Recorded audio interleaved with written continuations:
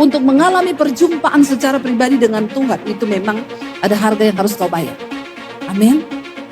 Ada perjuangan, ada keberanian. Ya, ada iman di mana dia berkata bahwa engkau Mesias, anak Daud.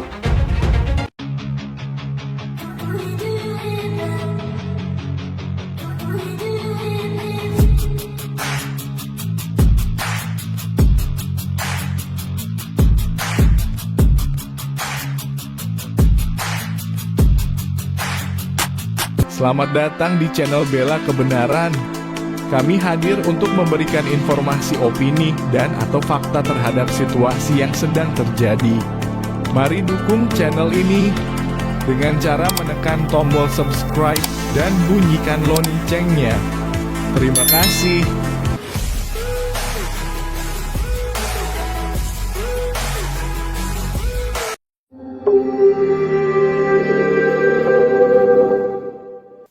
Tema tentang iman itu harus sungguh-sungguh kita pelajari dan kita hidupi. Kenapa?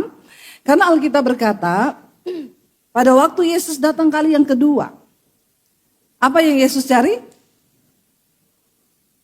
Apa yang Yesus cari dari kita? Uang. Ya, Yesus berkata, kalau aku datang kembali ke dunia ini, adakah iman aku dapati? Jadi apa yang harus kita pertahankan sampai di garis akhir, yaitu iman. Hari ini tema firman Tuhan adalah bukan iman sembarangan. Bilang kanan kirimu, bukan iman sembarangan. Iman yang bagaimana yang dicari Tuhan. Bukan iman sembarangan. Karena hari ini banyak orang beriman. Tapi iman yang bagaimana? Kita akan bicara dan kita akan belajar dari seorang yang namanya itu tercatat di Alkitab. Dan saya juga baru hari ini mengkhotbahkan tentang dia. Lo bayangkan saya melayani dari tahun berapa? Saya juga baru kaget. Saya dapat ayat ini tadi subuh, saudara. Ketika saya bangun, Tuhan saya mau sampein apa buat jemaat. Dan tentu ketika saya baca ayat ini, saya lebih dulu diberkati. Saya dulu mendapatkan sesuatu dan saya bilang wow. Baru saya bagikan sama saudara. Kita buka bersama Injil Markus pasal yang ke-10. Dan di sana ada seorang tokoh yang bernama Bartimeus. Ya. Yesus menyembuhkan Bartimeus. Markus 10 ayat 46 mulai. Kita baca bersama. Saya sangat diberkati dengan ayat ini, saudara. Dengan cerita dari perikop ini dan saya dapat banyak hal. Baca bersama 1, 2, 3. Lalu tibalah Yesus dan murid-muridnya di Yeriko. Dan ketika Yesus keluar dari Yeriko bersama dengan murid-muridnya dan orang banyak berbondong-bondong. Ada seorang pengemis buta bernama Bartimeus. Anak Timeus duduk di pinggir jalan. Ayat 47. Ketika didengarnya bahwa itu adalah Yesus orang Nazaret, mulailah ia berseru. Apa seruannya? Yesus anak Daud, kasihanilah aku. Ayat 46. Banyak orang menegurnya supaya ia diam. Namun semakin keras ia berseru, anak Daud, kasihanilah aku. 49. Lalu Yesus berhenti dan berkata, panggillah dia. Mereka memanggil orang buta itu dan berkata kepadanya, kuatkan hatimu, berdirilah, ia memanggil engkau. Lalu ia menanggalkan jubahnya, ia segera berdiri dan pergi mendapatkan Yesus. Tanya Yesus kepadanya, apa yang kau kehendaki supaya aku perbuat bagimu? Jawab orang buta itu apa? Rabuni, supaya aku dapat melihat. 52. Kata Yesus kepadanya, pergilah, imanmu telah menyelamatkan engkau. Pada saat itu juga melihatlah ia, lalu ia mengikut Yesus dalam perjalanannya. Saudara, Bartimeus seorang pengemis buta. Sudah buta, pengemis lagi. Kasihan gak nasibnya? Kalau buta, tapi bukan pengemis, masih agak-agak. Iya enggak? Atau pengemis tapi enggak buta. Banyak kan? Pengemis tapi tidak buta. Ini sudah buta dan pengemis. Saya kaget waktu mempelajari arti nama dari Bartimeus, saudara. Arti nama dari Bartimeus diambil dari dua penggalan bahasa Aram dan Yunani. Bar artinya putra dari bahasa Aram. Timeus itu dari bahasa Yunani yang artinya terhormat. Jadi Bartimeus itu artinya putra yang terhormat. Waktu orang tuanya melahirkan Bartimeus, ya mereka mungkin punya iman, anak ini nanti jadi putra yang terhormat. Makanya kasih nama anak itu yang bagus, amin. Jangan karena nasib lagi prihatin, anaknya lahir dijenengke prihatin. Mesake saudara, mesake. Ya, ada jemaat konseling sama saya, Bu saya ini cari kerja ditolak terus di mana-mana. Kenapa? Lah aku dijenengke wong tuaku prihatin. Kenapa orang tuamu kasih nama begitu? Karena katanya waktu saya lahir dulu, keluarga saya miskin. Makanya dinamakan, ada lagi yang menamakan anaknya Kloro-loro. Ya, Clara, tapi dari kata Kloro-loro. Tolong Bapak Ibu, ya, kalau kau punya anak, walaupun keadaanmu susah, jangan ikutkan anakmu dengan nasib susah itu, amin. Amin. Nama suami saya Daniel Adi Purnomo. Daniel Putra Cahaya Terang. Bagus toh? Ya, makanya ketemu Debbie Basir. Masalah buat lo. Ya, kasih nama anak itu yang bagus. Ya, jadi Bartimeus ini walaupun mungkin orang tuanya dulu susah, makanya anaknya jadi pengemis, tapi mereka kasih nama sudah dengan iman. Bartimeus putra kehormatan. Walaupun pada akhirnya nasibnya sih tidak terhormat. Jadi pengemis buta lagi. Buta pengemis di pinggir jalan. Tapi ada sesuatu yang ajaib yang kita perlu belajar dari imannya Bartimeus ini. Bukan iman sembarangan sampai dia mengalami keselamatan dan mujizat dari Tuhan Yesus. Ketika pada waktu itu Yesus sampai di Yeriko, ingat kota Yeriko, kota pertama yang diduduki oleh bangsa Israel ketika mereka keluar dari tanah perbudakan. Dan kota itu ditaklukkan bukan dengan pedang, bukan dengan bom, hanya dengan pujian penyembahan. Temboknya roboh. Waktu Yesus keluar dari kota Yeriko bersama-sama dengan murid-muridnya, orang banyak itu berbondong-bondong ikut. Tiba-tiba ada seorang pengemis buta bernama Bartimeus, anak Timeus, duduk di pinggir jalan. Ketika didengarnya bahwa itu adalah Yesus orang Nazaret. Dia mungkin dengar-dengar orang bilang, itu Yesus loh, Yesus orang Nazaret, Yesus orang Nazaret.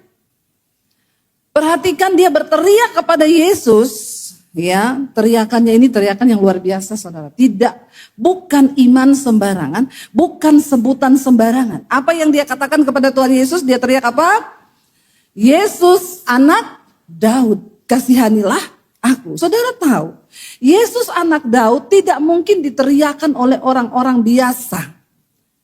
Karena Yesus anak Daud itu adalah gelar mesianik. Hanya orang-orang tertentu yang tahu gelar itu. Hanya orang yang mempelajari sejarah, hanya orang yang percaya dengan nubuatan nabi-nabi yang berkata bahwa akan datang Mesias dan lahir dari keturunan Daud. Bukan orang sembarang yang berkata Yesus anak Daud. Banyak yang berseru kepada Yesus, mereka bilang Yesus dari Nazaret. Atau Yesus Tuhan, tapi orang ini agak aneh, agak lain. Imannya agak lain. Dia teriak Yesus anak Daud. Kenapa saudara saya bilang agak lain? Untuk mengucapkan kata Yesus anak Daud, itu penuh resiko di tengah orang Yahudi. Apalagi orang Farisi. Saudara tahu kenapa Yesus disalib? Karena Yesus menyatakan bahwa dia adalah Mesias. Orang Yahudi, orang Israel, para kaum Farisi, mereka menjunjung tinggi Daud sebagai nenek moyang dan raja atas Israel yang diurapi. Tapi mereka sangat tidak terima kalau dikatakan Yesus adalah keturunan Daud. Mereka gak percaya itu. Dan itu sebabnya Yesus mereka salibkan. Karena mereka menganggap Yesus mengaku-ngaku sebagai Mesias. Dan Bartimeus tahu benar di tengah orang Farisi dan orang Yahudi ketika dia mengucapkan pernyataan itu. Itu adalah sebuah pernyataan yang sangat mengandung resiko. Berarti engkau dalam posisi bermusuhan dengan orang banyak, yaitu orang Yahudi dan orang Farisi. Banyak orang tidak mengerti. Hanya orang tertentu yang bisa mengucapkan Yesus anak Daud. Ini bicara tentang gelar mesianik. Dia beriman dan percaya bahwa Yesus itu adalah Mesias yang dinubuatkan jauh sebelumnya, yaitu pada zaman Nabi. Amin, saudara. Banyak orang yang gagal paham.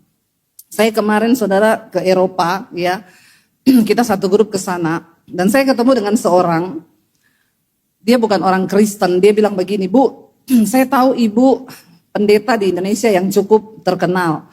Oh ya, puji Tuhan kalau kamu tahu begitu berarti, saya juga sih kurang tahu. Terus, saya ini bergumul loh mau ngomong sama ibu, mau ngomong apa? Kalau ibu sebagai pendeta yang cukup terkenal, tolong kasih tahu lah Bu, maaf kita bicara agak ekstrim dan maaf kalau saya menyinggung ibu. Gimana? Saya mau tanya dulu, ibu ini bela Palestina atau Israel? Agak puyeng sih saudara ya, agak lain memang pertanyaannya. Saya nggak jawab, saya bilang, saya mau tahu dulu kenapa. Kamu ngomong dulu, baru saya jawab. Gini Bu, saya adalah salah satu orang yang memboikot Israel, termasuk sampai hari ini. Saya nggak mau makan di McD. Ternyata itu sebabnya kita minta makan di McD, dia nggak mau. Dia cariin tempat lain terus. Saya boikot McD, saya boikot semua produk Israel. Terus, ya itu, ibu sebagai pembicara Kristen kasih tahu lah orang Kristen, jangan bela-bela Israel. Saya tanya sama dia, kamu udah pernah pergi ke Israel? Belum sih, kapan-kapan ikut saya yuk. Nanti bulan Maret saya balik lagi. Oktober saya balik lagi. Supaya kamu tahu. Kalau kamu adalah orang yang memboikot McD, boikot Starbucks, kamu orang yang mabok agama. Saya kasih tahu sama kamu ya, kamu tuh mabok agama. Kristen gak ada hubungannya sama Yahudi, sama Israel. Kamu kalau ke Israel, Kristen di Israel sangat sedikit, cuma berapa persen? Kalau gak salah 3% apa berapa? Di Israel lebih banyak Muslim daripada Kristen. Orang Yahudi punya agama Yudaisme, mereka bukan Kristen. Mereka justru menolak Yesus sebagai Mesias. Kenapa sampai hari ini mereka berdoa nangis di tembok ratapan? Mereka meminta Mesias datang. Karena mereka sudah menolak Tuhan Yesus. Jadi kalau kamu punya anggapan, oh Israel Kristen, dan kamu suruh saya itu ngomong ke orang Kristen untuk bela Palestina, ya kamu mabuk agama. Terus dia tanya lah, ibu bela siapa? Nggak ada. Saya mengasihi Palestina, saya mengasihi Israel. Kenapa? Karena Tuhan bilang, Tuhan mengasihi semua bangsa. Amin. Jangan juga jadi Kristen yang mabuk agama, saudara. Ya, terus bela-belain, bawa-bawa bendera. Ya. Saya bilang, kenapa? Bagi Bartimeus untuk mengucapkan Yesus anak Daud, itu sebuah resiko besar. Dia bisa diterjam pakai batu karena berarti dia berada di komplotan yang melawan orang banyak, saudara. Tapi Bartimeus nggak takut. Mungkin itu sebabnya makanya dikatakan begini, ayat 48, banyak orang menegurnya supaya diam. Mungkin orang-orang Yahudi itu ngomong, ngapain sih lu ngomong-ngomong gitu? Diam. Tetapi ayat ini berkata, dia diam atau namun apa? Semakin keras dia berseru, dia teriak, anak Daud kasihanilah aku. Bartimeus tidak keberatan, dia tidak takut menyatakan siapa Yesus itu. Saudara imanmu, kau malu gak menyatakan kau Kristen? Kau malu gak menyatakan bahwa kau anak Tuhan? Ada loh orang-orang yang malu loh, ya. Menyatakan bahwa dia itu Kristen, malu menyatakan imannya, jangan sampai ketahuan. Melamar kerja pura-pura, ya. Banyak orang yang bisa ganti KTP cuma demi dapat pekerjaan supaya nggak ketahuan dia Kristen. Kalau imanmu seperti itu, nggak mungkin engkau melihat mujizat dari Tuhan. Karena Alkitab berkata, dengan hati orang percaya, dengan mulut dia mengaku, maka dia akan dibenarkan dan diselamatkan. Ayat ini yang menjadi pegangan saya ketika saya waktu itu menyembunyikan iman saya 1 tahun. Saya sembunyi karena saya tahu saya bakal dibunuh kalau ketahuan saya jadi Kristen. Tapi waktu saya baca ayat itu, dengan hati engkau percaya, dengan mulut engkau mengaku, barulah engkau dibenarkan dan diselamatkan. Karena banyak orang gak mau mengaku Yesus Tuhan. Bahkan ada banyak yang mau menyangkal. Kemarin ada salah satu orang artis Kristen ngomong sama artis lain gini, kalau gua pindah ke agama lu, gua tinggalin Yesus, lu mau gak nikah sama aku? Ya, bayangkan loh, itu dia ucapin di media sosial. Ya, saya komen di situ. Jangan kau percaya sama orang model omongan gini, Tuhan aja dia tinggalin. Apalagi cuma kau. Ya, keyakinannya aja nggak yakin. Bagaimana mau jadi suami yang benar? Banyak orang malu mengakui Yesus sebagai Tuhan dan Juru Selamat. Tapi Bartimeus di tengah resiko yang besar, ya antara Yahudi, Farisi di situ. Dia berteriak, Yesus anak Daud, kasihanilah aku, sebuah gelar dan ucapan, ya gelar mesianik dia beri kepada Yesus bahwa engkau adalah Mesias, Juru Selamat yang akan datang. Lalu saudara, orang suruh dia berhenti, tapi dia tetap berteriak malah makin keras. Ini yang menyebabkan dia menarik perhatian dari Tuhan Yesus. Saya yakin itu orang ribut banyak saudara. Bahkan banyak juga yang panggil Yesus, Yesus, Yesus. Waktu itu Yesus viral. Semua orang berteriak. Tapi kenapa teriakan dari Bartimeus ini menarik perhatian Yesus seperti wanita pendarahan yang menjamah jubahnya? Itu kan banyak orang jamah jubah Yesus. Sampai waktu Yesus bilang, siapa yang jamah jubahku? Murid-murid bilang, hello, please deh. Yang ikut engkau ini ribuan orang. Terus lu tanya siapa yang jamah? Semua orang juga jamah kau Tuhan. Tapi Tuhan Yesus bilang enggak, ada satu jamahan yang berbeda. Jamahan dengan iman yang membuat kuasa itu keluar dari tubuh.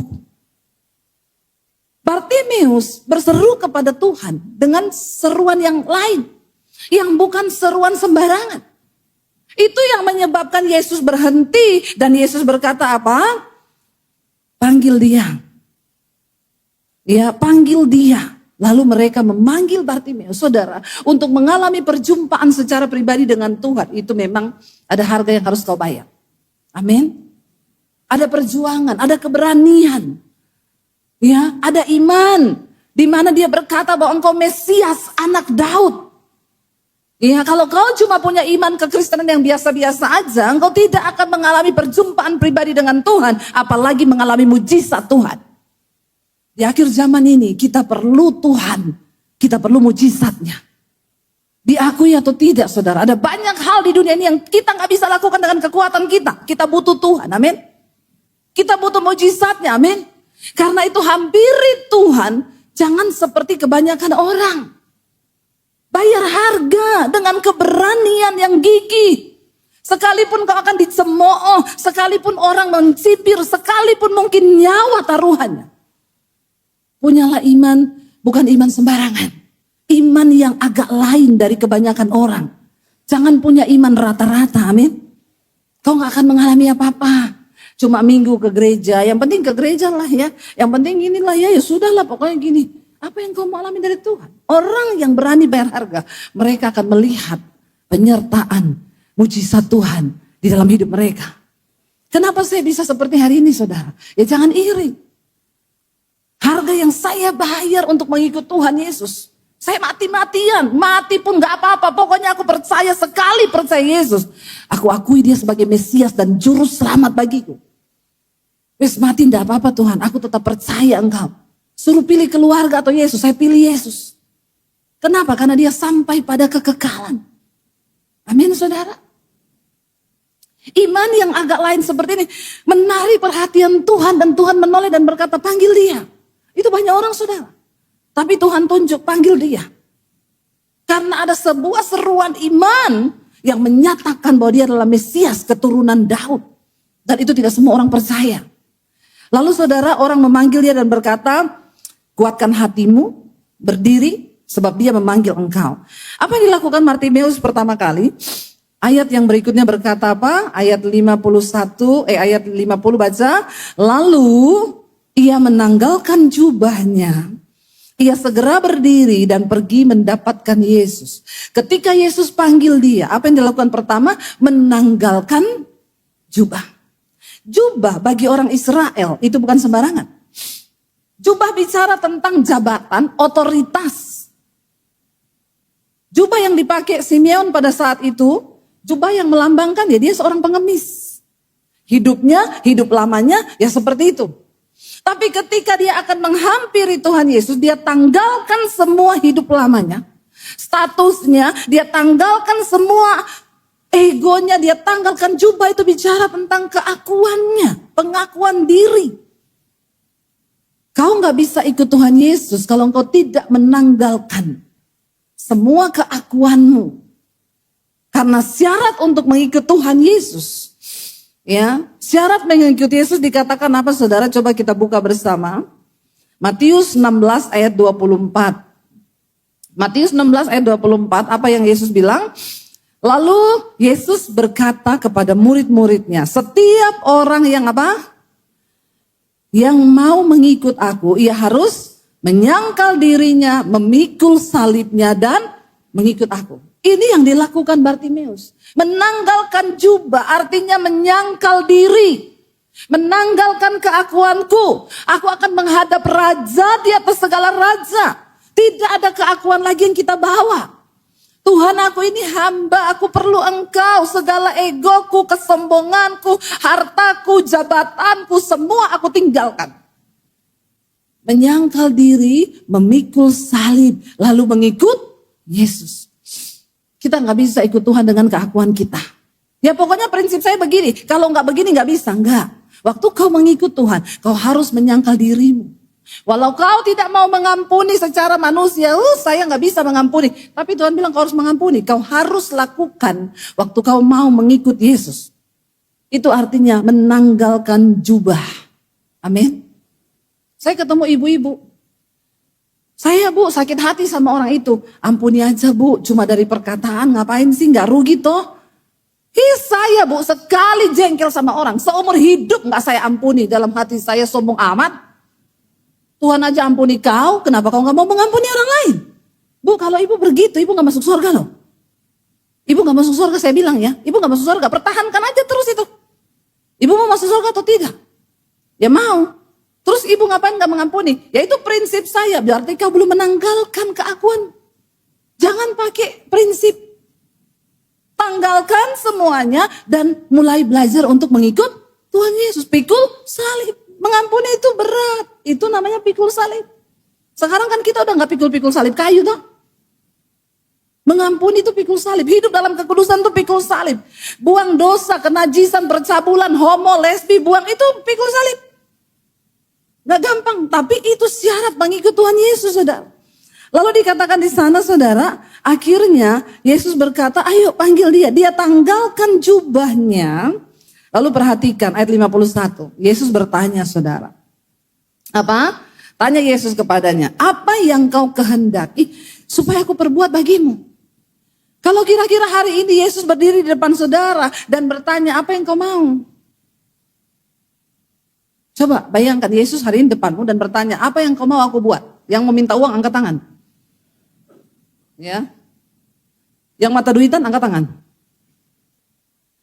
Bukankah kita sering kali berpikir saya ke gereja supaya saya diberkati, uang saya banyak ya. Supaya saya bisa happy ikut Tuhan.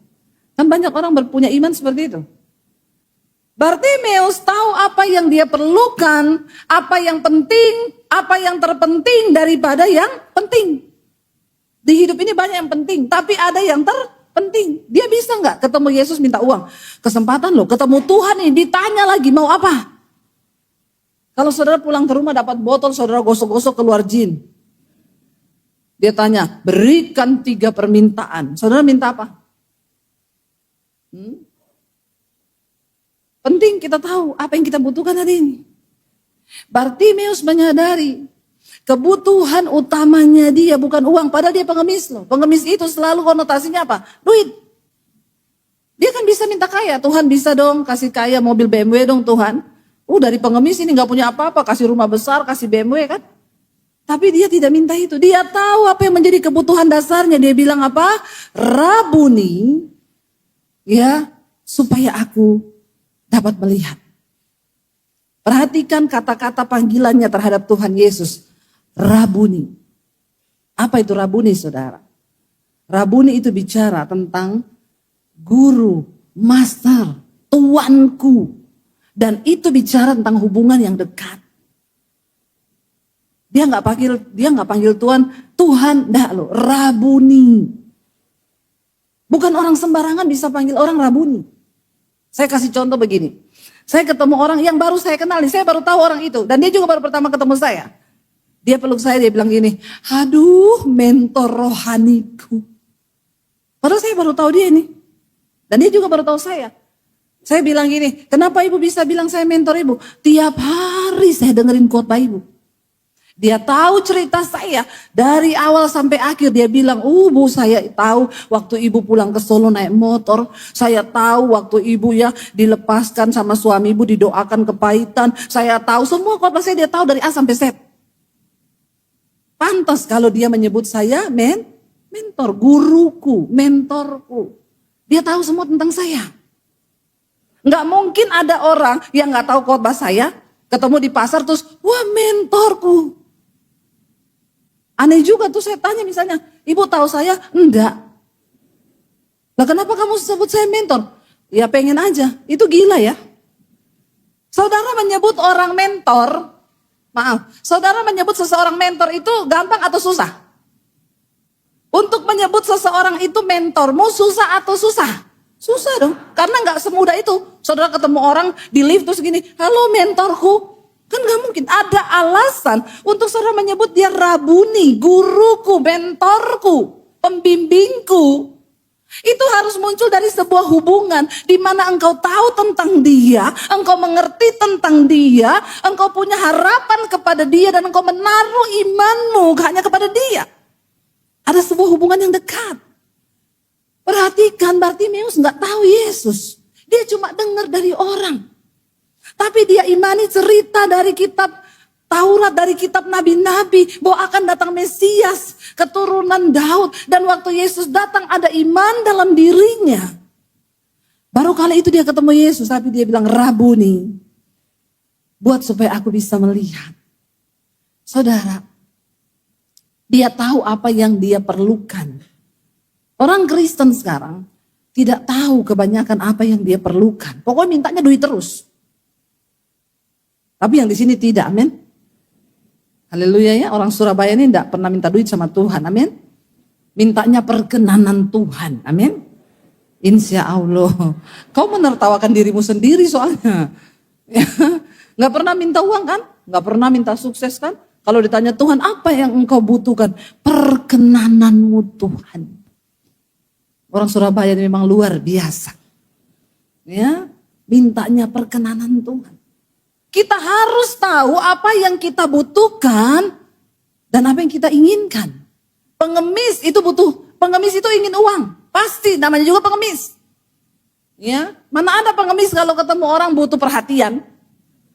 Benar nggak? Apa yang kau mau? Perhatian. Itu orang alay lebay yang butuh perhatian itu. Ya makanya banyak ibu-ibu sakit hati karena suaminya tidak perhatikan. Ya saya ini sakit hati sama suami saya. Bu kenapa? Suami saya tidak perhatian sama saya. Makanya suami-suami tolong perhatian sama istrinya, amin. Tapi tidak semua manusia itu butuh perhatian. Ada yang butuh tumbal. Contohnya Nyi Roro Kidul. Itu setan. Ya, butuhnya tumbal. Istri dikorbankan, anak dikorbankan, rumah tangga dikorbankan. Nah ini syaiton. Karena kau butuh tumbal, bukan butuh perhatian.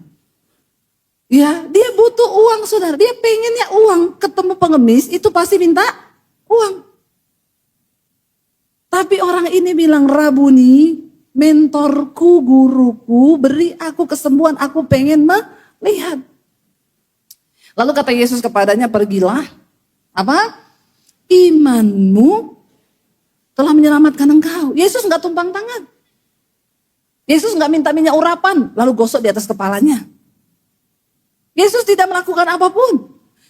Yesus cuma bilang, pergilah, imanmu telah menyelamatkan engkau. Wow, iman yang luar biasa. Itu akan menyelamatkan kita dan membawa mujizat dalam hidup kita. Ada beberapa orang di Alkitab yang Yesus gak bikin apa-apa loh. Perempuan yang pendarahan 12 tahun. Yesus gak bilang gini, aku yang sudah menyembuhkan engkau. No, Tuhan bilang imanmu yang menyembuhkan engkau. Bahkan Yesus gak lakukan apapun. Yesus bilang, aku merasa ada kuasa yang keluar dari tubuhku. Siapa yang melakukan ini? Bahkan Yesus gak tahu. Bahkan Yesus tidak melakukan apapun. Tapi iman yang luar biasa ini menarik kuasa Tuhan untuk bekerja dalam hidup kita. Makanya saya dorong jemaat di GSJS, jangan punya iman sembarangan. Waktu kau punya iman yang luar biasa, kau belum minta sesuatu, Tuhan sudah lakukan. Amin. Itu saya banget, saya tuh mengalami banget. Kalau saya bisa bersaksi sama saudara, saya belum ngomong saudara, belum ngomong ini, baru di hati, tahu sudah terjadi. Ya, sudah terjadi. Mari kita punya iman yang berkenan sama Tuhan, yang menanggalkan jubah keakuan kita, kesombongan kita, mau menyangkal diri, mengikut Kristus, melakukan firman Tuhan, dan menjadi orang yang berani menyatakan iman, tidak takut di tengah kondisi apapun, sekalipun banyak orang melarang, banyak orang menghina, banyak orang menjatuhkan, meremehkan engkau di tempat kerja. Mungkin cuma kau yang Kristen. Jangan minder, kau punya Tuhan yang besar, amin. Kau punya Tuhan yang hebat. Dan jadilah saksi atas nama Tuhan yang hebat itu. Supaya orang melihat Tuhanmu. Dan dia bilang, Tuhan aku ingin melihat. Lalu Yesus cuma bilang, pergilah. Imanmu menyelamatkan engkau. Tuhan suruh dia pergi. Tapi apakah dia pergi? Ayat ini berkata, pada saat itu juga melihatlah ia. Lalu ia pergi? Enggak, ia mengikuti Yesus dalam perjalanannya. Dia menyerahkan hidup untuk mengabdi kepada Tuhan. Saudara, ayo kita sungguh-sungguh menjadi murid Kristus. Ayo kita sungguh-sungguh jadi pengikut. Apa itu Kristen? Kristen itu adalah pengikut Kristus. Pengikut Kristus artinya apa? Kita ngikuti nih teladannya. Kita ngikuti kasihnya. Kita ngikuti kekudusannya. Kita ngikuti apa yang menjadi teladan Kristus. Jangan sampai kau sebut Kristen, tapi kau selingkuh, utang tidak bayar. Kau cuma ngaku-ngaku Kristen, bikin malu Tuhan Yesus, malah mending kau lock out saja. Ya, yang gini-gini saya suruh lock out aja, jangan login deh. Ya, karena apa? Kau bikin malu Tuhan. Ya, imanmu itu iman yang sembarangan. Itu bu, orang Kristen bu, pelayan Tuhan bu, utang sama saya nggak bayar bu. Ya, ketemu orang-orang model begini saya suruh pengen lock out. Mau lock out nggak kemana kayak gitu ya. Biar nggak usah bikin malu Tuhan gitu. Ya itu bu, Kristen. Tapi selingkuh bu, istri orang diambil. Suami orang diambil. Itu Kristen loh bu, tapi ani-ani pelakor. Nggak usah angkat tangan. Semoga Anda tersinggung kalau ada. Itu Kristen loh bu, tapi homo. Nggak usah angkat tangan juga nih boti-boti. Jangan kau Kristen tapi kau boti ya. Bertobat. Neraka tempatmu. Saya mau bilang bertobat. Ya, saudara tinggalkan semua kenajisan. Gak ada orang najis masuk surga. Alkitab berkata, kuduslah kamu sebab aku kudus. Karena tanpa kekudusan engkau tidak mungkin melihat Tuhan. Saya berdiri di atas mimbar ini memperingatkan kita ada di akhir zaman. Hari-hari ini terus Tuhan ingatkan, sampaikan tentang berita akhir zaman kepada jemaat supaya tidak ada satupun yang tertinggal menghadapi masa antikris. Ya, kita percaya doktrin gereja berkata orang-orang yang hidup kudus akan mengalami rapture, pengangkatan. Tapi yang gak kudus tertinggal. Nah yang tertinggal ini orang-orang yang gak sungguh-sungguh, yang iman-iman sembarangan itu.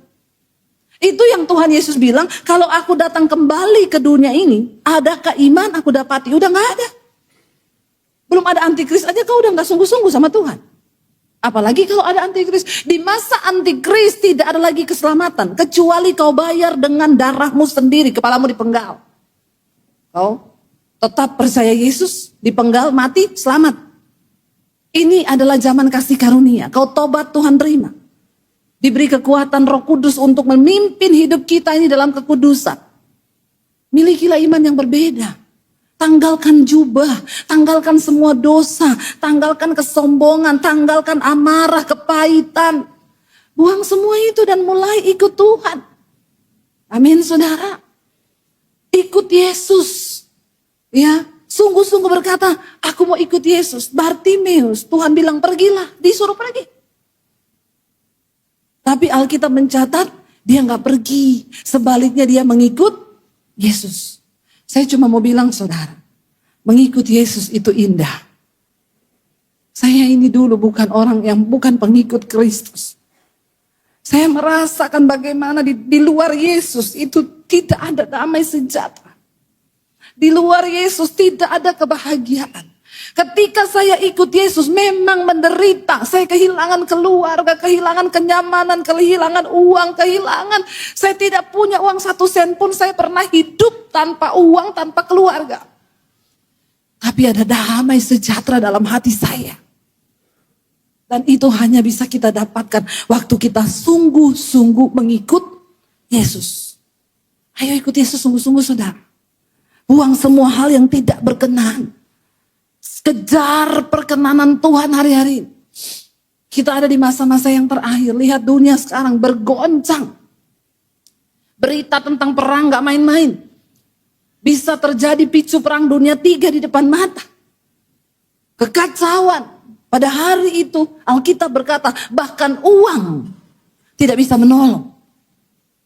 Jangan kau taruh harapanmu pada uang. Dan jangan sampai udah kiamat uangmu kebanyakan. Yang uangnya banyak-banyak mulai bagi-bagi deh. Sama yang gak punya uang, amin? Amin apa tidak? Yang amin ini pasti yang gak ada uang. Ya, iya saudara, ngeri. Ya, ngeri. Alkitab bilang harta tidak berguna pada hari kemurkaan. Pada hari kemurkaan uang tidak ada gunanya. Selagi masih bisa berguna hari-hari, tolong orang yang bisa kau tolong. Perhatikan orang yang bisa kau perhatikan. Perhatikan pekerjaan Tuhan. Ya, tarik semakin banyak jiwa untuk datang kepada Kristus. Lakukan bagianmu. Apapun yang kau bisa lakukan untuk melayani Tuhan. Ikuti Yesus. Jangan cuma jadi jemaat yang datang, duduk, diam, pulang. Hidupnya gak pernah berubah. Gak pernah berdampak. Imannya iman sembarangan. Hari ini saya berdoa. Supaya kita semua mengalami kemuliaan Tuhan. Tuhan janji sebelum kedatangannya kali yang kedua. Orang yang sungguh-sungguh mengikuti Yesus akan dimuliakan oleh Tuhan. Satu tujuannya supaya dunia melihat Allah yang kita punya adalah Allah yang luar biasa. Yang menyertai kita sehingga hidup kita bisa menjadi berkat bagi banyak orang. Amin. Saudara, bilang kanan kirimu. Jangan punya iman sembarangan. Miliki iman yang lain daripada yang lain. Amin. Ya, supaya kita bisa mengalami perjumpaan dengan Tuhan dan bisa mengalami mujizat Tuhan. Kita bangkit berdiri bersama. Mari kita renungkan firman ini di hadapan Tuhan.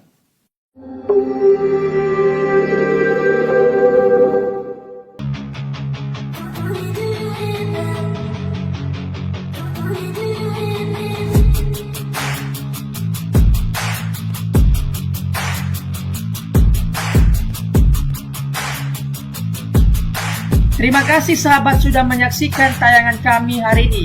Tuhanlah yang membalas dan memberkati kita semua. Apabila sahabat diberkati, marilah kita dengan murah hati untuk share video ini kepada teman-teman kita yang lain, kepada grup-grup keluarga dan sebagainya. Dan jangan lupa meninggalkan komentar di bawah video ini, serta menekan tombol subscribe video kami, sehingga sahabat tidak ketinggalan video-video terbaru dari kami. Terima kasih. Tuhan Yesus memberkati kita semua.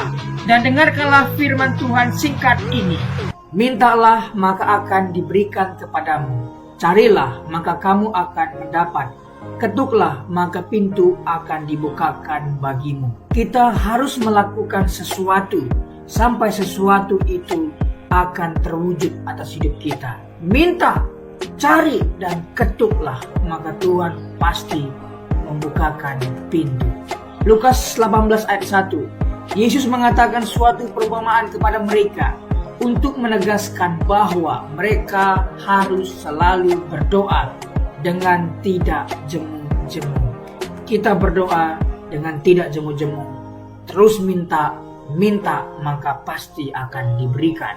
Tuhan Yesus berkata, "Karena itu aku berkata kepadamu, apa saja yang engkau inginkan ketika engkau berdoa, percayalah bahwa engkau telah menerimanya dan engkau akan memilikinya." Amini ayat firman Tuhan ini, bahwa Tuhan pasti memberikan segala sesuatu yang kita butuhkan.